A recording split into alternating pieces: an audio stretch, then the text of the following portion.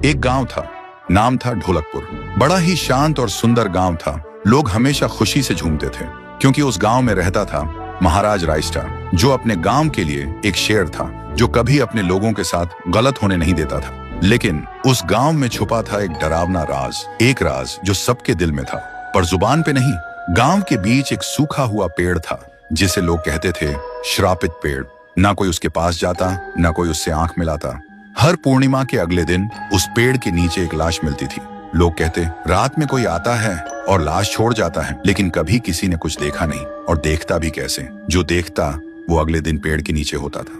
एक दिन रायस्टार ने ठान लिया, बस अब और नहीं, इस राज का अंत मैं ही करूंगा, क्योंकि ढोलकपुर का नाम मिट्टी में मिल रहा था। फिर एक पूर्णिमा की रात रायस्टार चुपके से जाकर पेड़ के पास बैठ गया। रात के 2 बजे एक आवाज आई, Tung tung tung tung tung tung tung tung tung सहूर।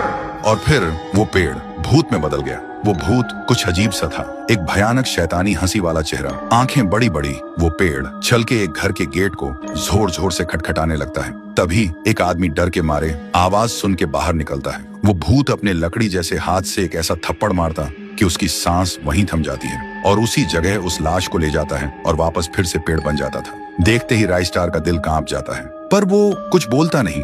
सुबह लोग भीड़ में जमा हुए और रायस्टार ने पहली बार उस पेड़ से बात करने की कोशिश की। पेड़ के अंदर से एक आवाज निकली, क्या तुम सब भूल गए मुझे? रायस्टार बोलता है, तू कौन है?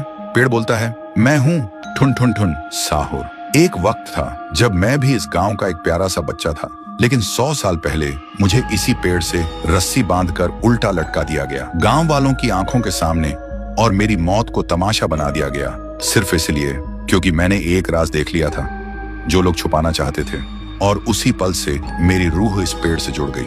उस दिन से मैं इंसान नहीं, एक सज्जा बन गया, और हर पूर्णिमा में एक राजदार को चुनता हूँ और फिर उसे उसकी खामोशी का हिसाब देता हूँ। रायस्टार बोलता है, लेकिन अब तो वो लोग मर चुके हैं ना, जो तेरा कसूरवार थे। अब तू मासूम लोगों को क्यों मार रहा है? पेड़ कुछ देर चुप रहता है, फिर बोलता है, ठीक है, बस एक बार मुझे याद करो, एक दिया जला दो, फिर मैं कभी किसी को नहीं मारूंगा। फिर रात में सब लोग आते हैं, एक एक दिया जलाते हैं, और तभी पेड़ अपने आप से आग पकड़ लेता है, और आखिर में मुक्ति मिलती ठुन ठुन ठुन साहुर को।